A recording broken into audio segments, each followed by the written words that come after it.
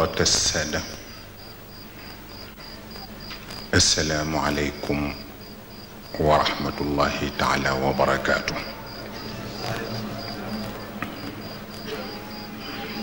Lors d'une conférence à Thiès, le 13 février 1993, j'avais bien précisé que l'heure du bilan était encore très tôt pour faire la part des choses. Certes, en 6 années de décalage au 3e millénaire, notre planète a failli basculer dans l'enfer capitaliste. De conflit en conflit et de catastrophe en catastrophe, un calendrier sanguinaire vient de boucler la fin de notre siècle. Endeuillé par les caprices de la nature, l'humanité a cumulativement payé la méchanceté de l'homme. Que dire des armes de destruction massive dont les victimes se comptent aujourd'hui par des millions? Que dire d'un ordre mondial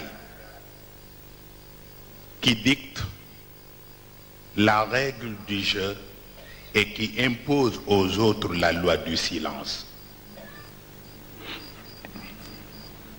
Une règle et une loi où les tiers-mondistes n'ont même pas le droit d'occuper un banc de touche. Que dire d'une monnaie qui exige une discipline de troupes dont le seul maître à bord reste la Banque mondiale ou le Fonds monétaire international? Pour toutes ces raisons, le passage à l'an 2000 suscite beaucoup d'inquiétudes. Et je vais bel et bien emprunter la phrase d'un citoyen soviétique qui regardait Staline en murmurant « Triomphe d'un homme, tragédie d'un peuple ». Mais aujourd'hui, en présence de plusieurs Stalines dans notre planète, la tragédie ne peut être que globale. Certes, pour le médecin légiste, tout mort suspect mérite une autopsie pour déterminer les causes et sanctionner les coupables. Mais ceux-là même qui se déclarent les gendarmes du monde sont les principaux instigateurs de tous les crimes de l'humanité. Que reste-t-il de notre monde? S'interroge un journaliste du Monde. Un monde puissamment basculé par de formidables mutations technologiques, par la persistance de désordres économiques et par la montée des périls écologiques. En cette fin de siècle et de millénaire, poursuit-il, nos sociétés se cherchent. Aucun des fondements des États ne semble épargné par une vague de remise en question. l'explosion des inégalités, l'apparition de nouvelles formes de pauvreté et d'exclusion, le chômage de masse, la progression de l'irrationnel, la prolifération des nationalismes, des intégrismes, de la xénophobie et simultanément par un sort de préoccupations éthiques. Cependant, un système planétaire permanent, immédiat et immatériel. P-I-I. Ou bien P-I-I. Donc, cependant, un système planétaire, permanent, immédiat et immatériel est le fer de lance de la mondialisation, nous confirme ce journaliste. Un système économiquement mauvais, socialement abusif et politiquement explosif. Pour les religions, il constate que les 4 principaux conflits qui ont endeuillé la planète en 1999 sont pour une part des conflits de religion. Kosovo, entre orthodoxes et musulmans. Cachemire, entre musulmans et hindous. Timor oriental, entre musulmans et catholiques. Tchétchénie, entre orthodoxes et musulmans. Et d'autres conflits endémiques, caractéristiques de cette fin de millénaire, le sont également. Proche-Orient, entre juifs et musulmans.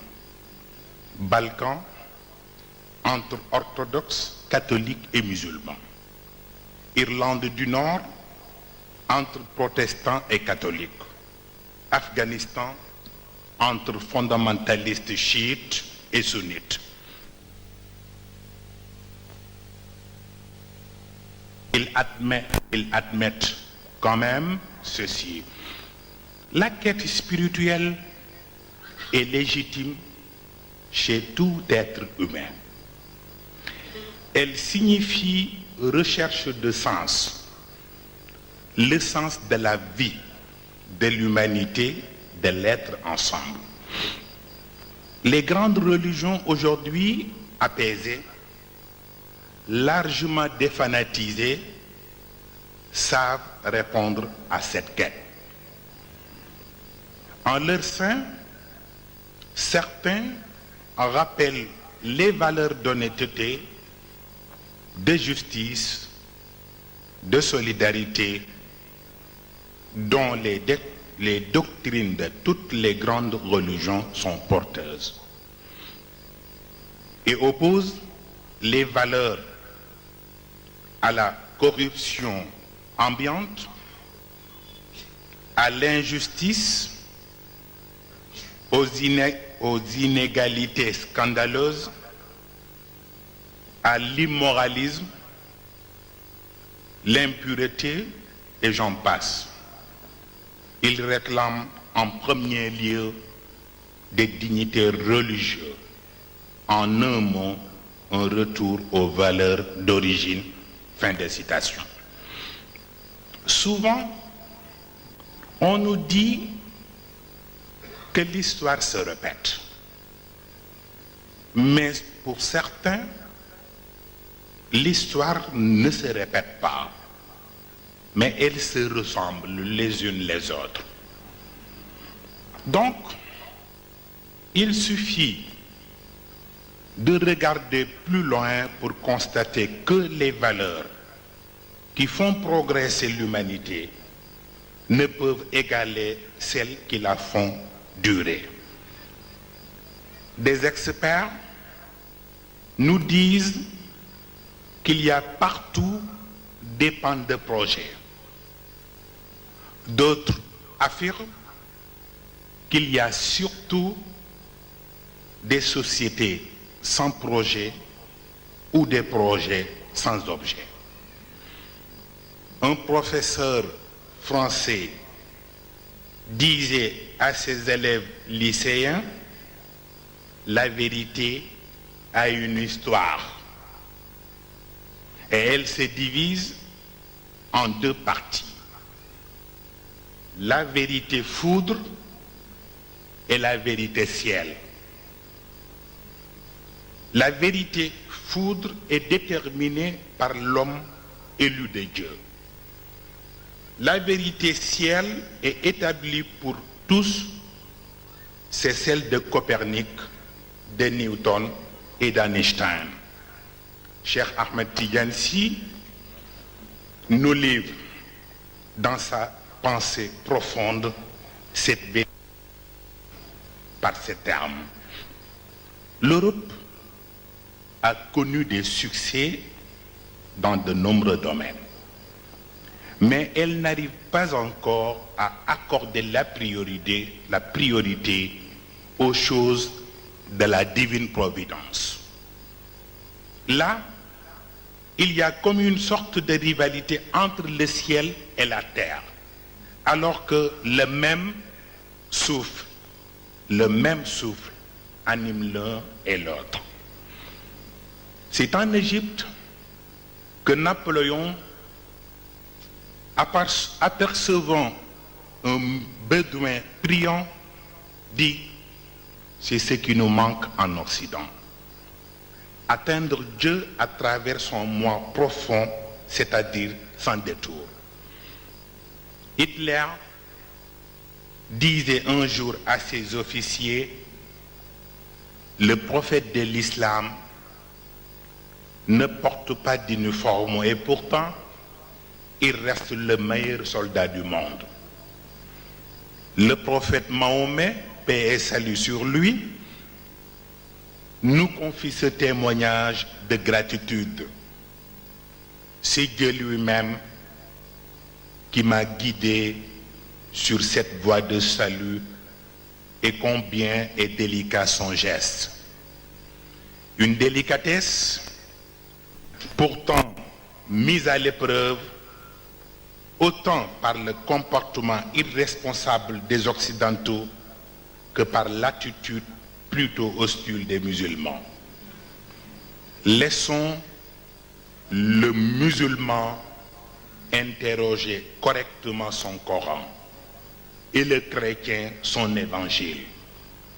L'impérialisme mondial ne saurait remplacer un tel message dans le cœur des hommes, fort dans le cœur d'un homme fort de son appartenance à la conscience universelle.